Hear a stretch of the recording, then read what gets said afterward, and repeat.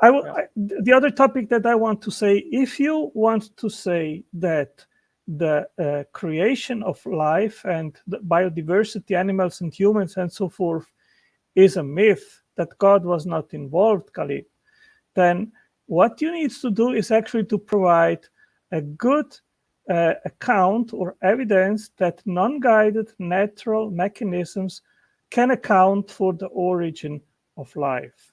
And I am writing a book in regards of the origin of life on abiogenesis, and I can tell you that science itself, it is not that they don't have an explanation because they have not looked enough, but they don't have an explanation precisely because they have looked into the evidence and they are not come up with even a plausible model how it could have occurred by non-guided, non-intelligent mechanisms.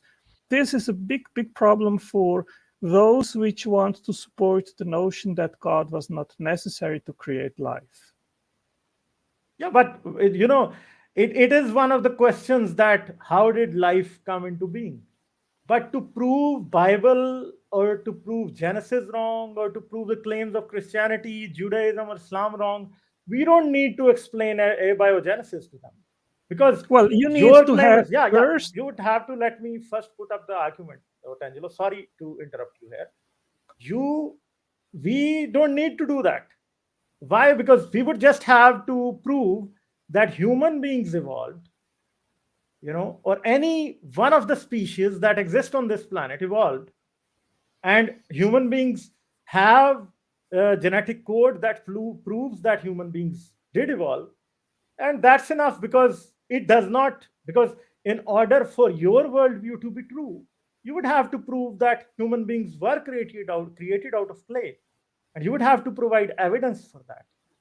And if you find a few nicks and corners in the theory of evolution where the human knowledge is still lacking, or the knowledge is not complete, or the research is not it requires much more time now, or maybe we would never know the answers to those questions, it doesn't prove your worldview true. We know that the theory of evolution or biology is incomplete, and maybe it would take 100,000 years to complete all of that, or maybe even after that it is not going to be complete. But it doesn't, proving biology incomplete in some sense does not prove that the Bible is true. It doesn't. So the purpose that most of the theists, especially coming from the Judeo-Christian background, try to prove evolution wrong and assume that when they prove evolution wrong, or they try to prove that there are some incomplete areas in the theory of evolution or in biology or our understanding of life,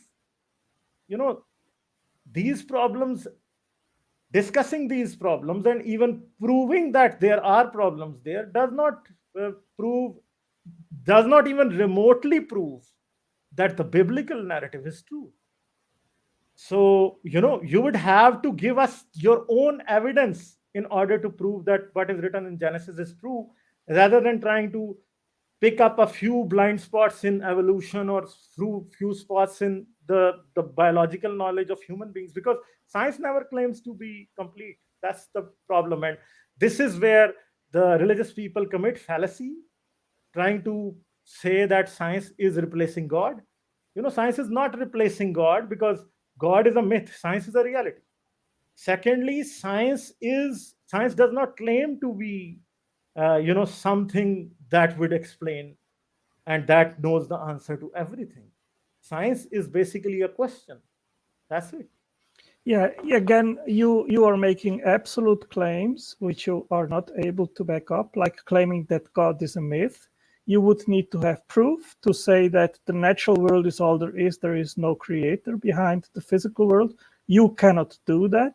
Then I think it is not about proving things. It is about what is the most plausible model. And just saying the Bible doesn't convince me, therefore my worldview is true. That is also not, in my understanding, a good epistemological approach. I think that if you want to back up the view, the naturalistic view, that nature is best explained by non-designed, non-intelligent mechanisms, You need good evidence for that, and you don't have that. And it's not just in regards of the origin of life itself, it is also in regards of the origin of biodiversity and multicellular organisms and higher life forms like humans. And if you say, well, evolution, I agree, it is not a fully backed up theory or hypothesis, but that doesn't mean it's not true. Well, the thing is that what we already do know, Ghalib, is that the evolutionary narrative that non-guided mechanisms suffice to explain the complexity that we have unraveled in biology, this claim is very unplausible. And also the gene-centric view that claims that only modifications on a gene level is sufficient to explain organismal form and architecture. That is also something which has already been demonstrated, not by creationists, but by professional evolutionary biologists, that this is not true. It is much, much more complex. There is also almost 50 epigenetic languages and codes which are involved, also several signaling pathways. And once you have unraveled that kind of complexity, you have to ask yourself, is it possible that non-intelligent mechanisms account for all these different languages which we observe in life, the codes, the information, the integrated complexity where systems have to work I think in it's integrated getting a bit too long together. for me to respond. So do you want me to respond right now? Okay, go ahead. Okay, so epigenetics is not something that is divine intervention. Epigenetics itself is an evolutionary framework. So the genes are a very small portion of our whole genome. So the epigenetics, the promoters, the methylation, and a lot of other epigenetic processes that go on within our genomes and the genomes of every life form on this planet, all of that, it has a physical basis. You don't see any kind of signs of divine intervention even in the epigenetics. And let me tell you one thing, you played a fallacy here, and that fallacy is that you tried to say that epigenetics is something that goes against the evolutionary perspective on biology. It does not. Epigenetics is something that reinforces evolution, not only evolution, our understanding of evolution. And epigenetics provides evolution with many more tools that Darwin could never imagine, that the biologists of 40 years ago couldn't imagine. But now, as we know that epigenetics is also there, and it has the ability to modify the genome in a sense, and the living organism also in major ways, it gives the biological framework that modifies an organism in ways that Darwin couldn't imagine, or the biologists or the microbiologists or the geneticists of 50 years ago couldn't even imagine how epigenetics was work. So this argument that says, because I have heard this argument from many people who try to deny evolution, that okay, when the Human Genome Project was unveiled in the early 2000s, at that time the scientists said, okay, we don't understand what this more than 50% of DNA is doing, because, and they said that it was rubbish DNA. But now we know that there are epigenetic sequences in all of that. There are promoters, there are stoppers, there are so many other sequences that influence genes in a different way. What is a gene? Gene is basically something that translates into a protein. And what do epigenetic sequences do? They control, and when a gene is translated into a protein, that is basically transcription of proteins. Basically, that is how you build proteins. But the epigenetic mechanisms, they control how much of a gene is going to be expressed, how much of a certain protein is going to be created, and if a protein from a gene is going to be created or not. So epigenetics gives much more power to evolution, because genetics is something that gives us proof that life does change. And epigenetics give us many more ways in which the life can change. So that's it. Epigenetics Yeah, is not against evolution. Epigenetics reinforces the evolutionary view of life. I think you're not aware of it, but the truth is that the more complexity that we are unraveling, and the more different languages that are involved in the construction of very complex biological form and architecture, the more unguided, non-intelligent mechanisms become unplausible. Why? Because first of all, you need to instantiate a language, and you need to have a system where there is the sender and the receiver, and they understand each other. And that means a semantic level of information where information has meaning. So you need to instantiate the hardware, the software, the language, the words, the codes, all these things. And you said correctly that there is a layer where epigenetic information directs the expression of genes. Now, this can be compared to a library where you have a library full of books, and you have a library software which directs and knows exactly where, in which section that the specific book is stored, and knows how to go and get that book and then eventually extract the information and use it for something. This is what the gene regulatory network does.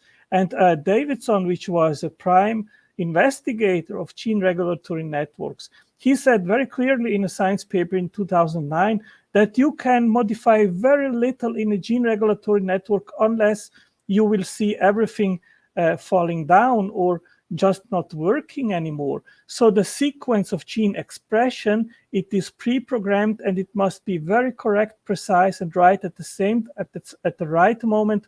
Otherwise, the entire system doesn't work. And the question is, how do you program that if you don't have an intelligence behind it?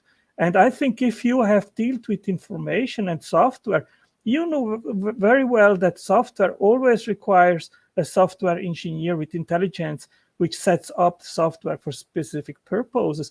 That's what we see in life.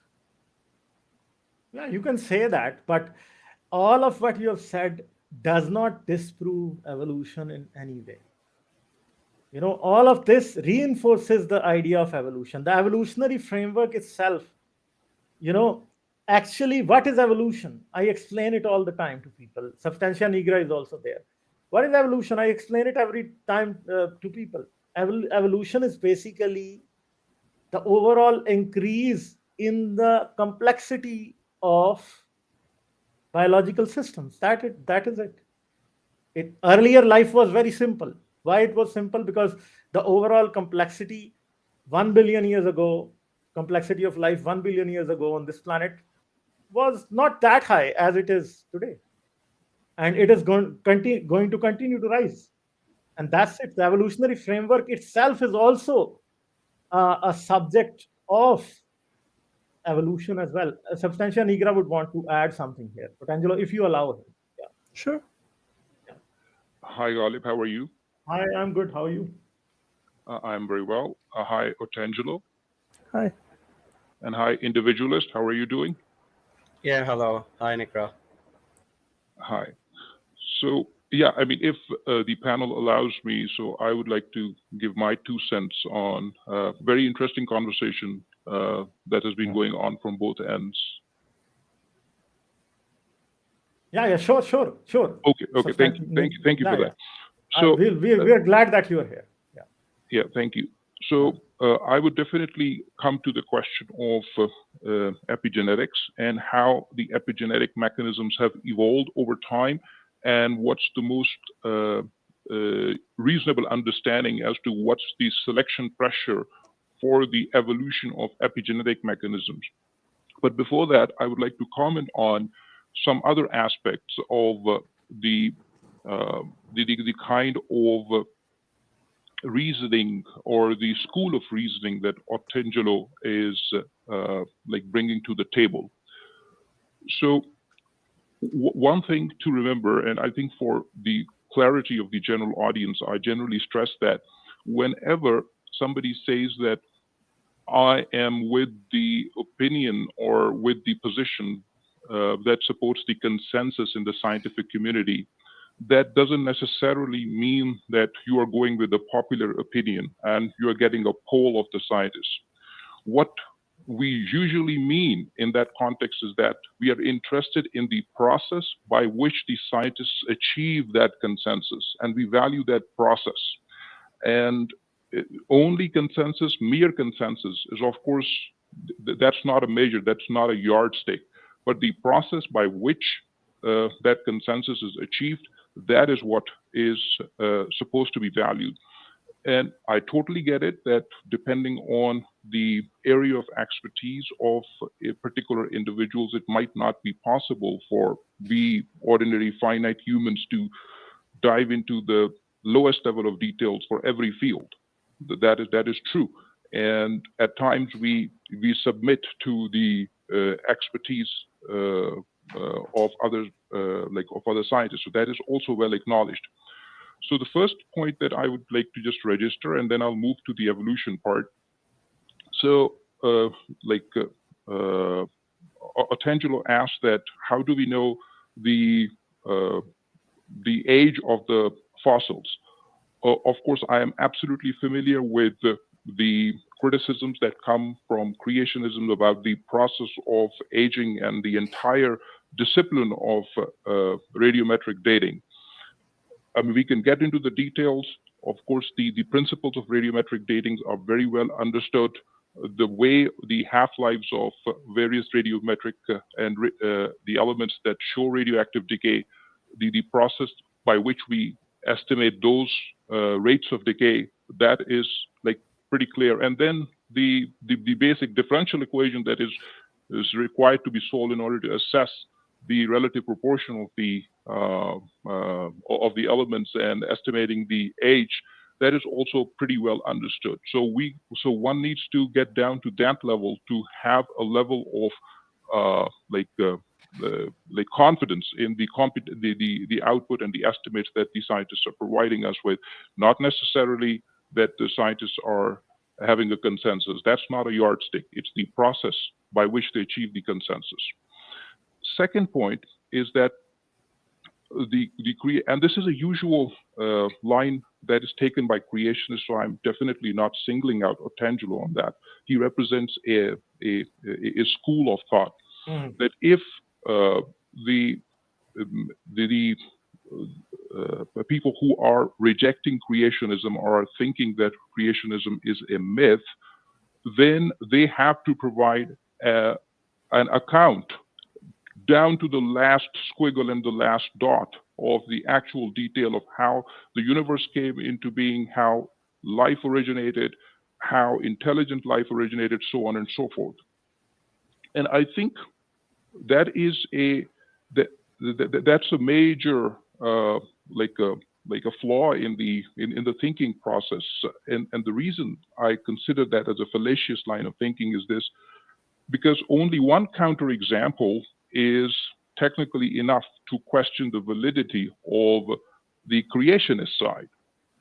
And the entire enactment of the an entire account of the events down to the last detail, that is not required for the anti-creationist to describe. So I'll point the attention of the panel to one example and then I'll stop. The problem is that when we start studying the details of DNA replication, I mean, everyone is tempted to marvel at the complexity of the machinery, sure enough. But the story and the details that are being unfolded, there is fundamental questions. So, and as I mentioned, that even one counterexample is enough to question the validity of the God hypothesis. So, one of the most troubling aspects of DNA replication, in my view, are the elaborate proofreading mechanisms that go around in DNA replication. For general audience, I'm just going to explain that in 30 seconds. So whenever a DNA sequence is replicated, So as we speak now, and we are having this discussion, the DNA is being replicated in us, and errors are being made in the replication process. And at the expense of using some technical words, at all the time there is an exonuclease activity going on from the 3' to 5' side of our DNA, which is correcting the mismatched DNA nucleotides. So these analogy, the terms I'm using, proofreading and error correction, these are not mere analogies. There are dedicated proteins which proofread the replication process. So at first glance, we might think that, one needs to marvel at the grand design of the creator who has provided us with these error correcting mechanisms. But if you really peek under the hood, that, in my view, should force every thinking person to question as to why these errors are occurring in the first place. Proofreading is a very man-made concept, and in a man-made machine, in a man-made construct, proofreading is an excellent feature. It makes perfect sense because we as finite humans, we make mistakes in our designs. Proofreading, the existence of proofreading and the existence of this trial and error in God's creation, that raises fundamental questions. And one can start questioning, okay, we are raising questions about the nature of God, but then acts of God, if we say, okay, God can also follow trial and error and can engage in mistakes and then correct them, then the actions of God are technically indistinguishable from the actions of finite beings. So there's no point in having an argument. So I'll just stop here. I think that these mechanisms, proofreading mechanisms, raise fundamental questions about the very idea of any force having a future or a long-term foresight into the buildup of the mechanisms of life. So I'll just stop here. Yeah. So Tangelo, I'm glad that you are here. I would like you to give concluding remarks, and I'll move on. And I'll definitely like to have you again. So if you can, give us your concluding remarks in a few quick minutes, that would be appreciated. Yeah. Hello, Tangelo. Hello. Is he around or not? Hello, Tangelo. Yeah, I think he's not around. Okay, so I'll put him on mute. If he decides to come back, we can take his closing remarks and then we are going to move on. Marani Saab is saying hello everyone and special guest, hello to the guest. Thank you. And Nuri sent a super sticker. Nuri, thank you very much. And then Ken Miles, Otangelo, can you give us quick closing remarks before we let you go? Yeah, you said many different things. Obviously, in 2 minutes, I cannot answer what you just said. Yeah. But we don't require that naturalists or atheists provide an account into the last details how natural mechanisms could have created the world. But the thing is that rather than tapping the lack of knowledge of certain things with natural explanations, which is something that atheists commonly claim, that science has always discovered a natural explanation, I think quite the contrary is the case. Rather than coming closer to provide compelling natural explanations, the complexity that is unraveling in biochemistry actually screams out to more and more intelligence, which is required to instantiate all these things. Now, you talked about error check and repair mechanisms in DNA. Well, the thing is that in order even for life to start, you need these error check and repair mechanisms in place. Otherwise, the mutation rate would be far too high and life would immediately cease to exist. And the question is, what came first, these error check and repair mechanisms or DNA? Well, they had to be instantiated together. Otherwise, life would never have started to begin with. Only the ribosome, which is the translation machinery, has 13 different error check and repair mechanisms. And also, in order to synthesize the ribosome, that is like to bring together a very extraordinary, very complex machine. Also, in that process, there are error check and repair mechanisms involved. If a DNA strand or an RNA strand is synthesized and it is checked and it is not okay, then it is discarded and recycled. And even if that wouldn't be the case, then there would be no ribosome, there would be no translation, there would be no life. So this screams out for intelligence, which is required to instantiate all these things.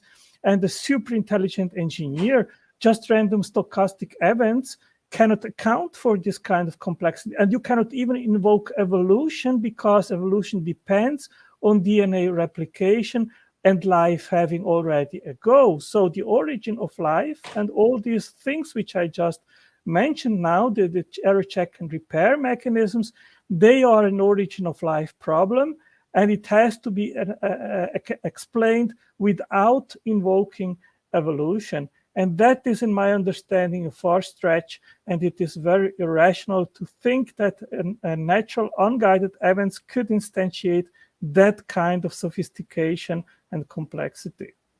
Yeah, okay, Tangelo, we will let you go here. You are welcome anytime. I truly appreciate that you came here and you furthered the discourse. I thank you for that. Okay, thank you. So actually the problem is this kind of view and trying to just see from one side that we would need to have a mechanism first in place. Evolution does not require that at all. The mechanisms themselves can evolve with life, and you don't need this mechanism to come into being first to create the first life form. We know that even today the evolutionary rates are extremely high in microorganisms, and the more simpler the microorganism would be, maybe the evolutionary rate would be extremely higher. And if you say that life wouldn't ever be able to come into being if the mutation rates were very high, that's also a hunch. It's not, you would need to prove that. So Substantia Nigra, I know you would want to add some few quick words here before we move on to the next caller. Yeah, quick words. Again, to echo what you were saying, Ghalib, in simple words for general audience, we know that Earth is like 4.5 billion years old, and actually life arose very quickly on that scale, like in about almost like 500 million years, like after the Earth's formation. But then, interestingly, got stuck at the bacterial level for more than 2 billion years. Which is like half the age of our planet. So just this is a consciousness raiser to me, that it got stuck at that bacterial level for such a long period of time, precisely because these elaborate mechanisms that can control and steer the evolution and control the speed and can accelerate at evolution, they were not there. It was a difficult task. And all the animals that we know of, animal kingdom, it's just a story of last 700 million years. Once those mechanisms were there, And if we have a look at all the multicellular life on this planet, Substantia Nigra, correct me if I'm wrong, most of the differences in their genomes are epigenetic, not genetic.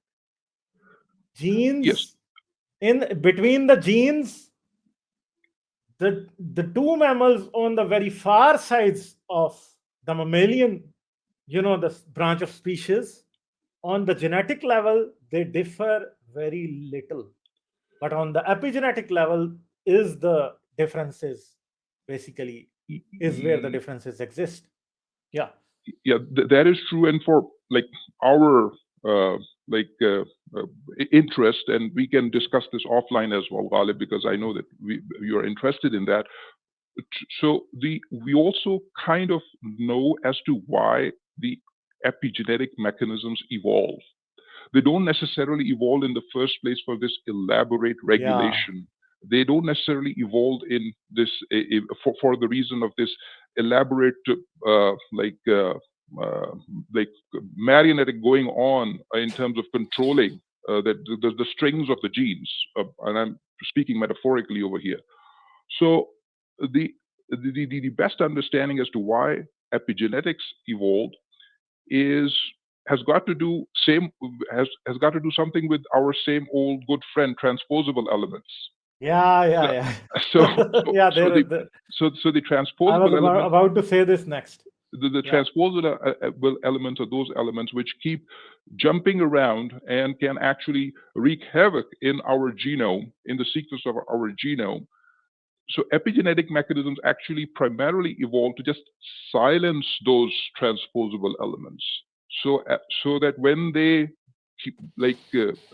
commit that jumping activity, they don't wreak that much havoc, to just silence. And that silencing a particular gene, which means that it doesn't get translated into protein, that is also not a mystery.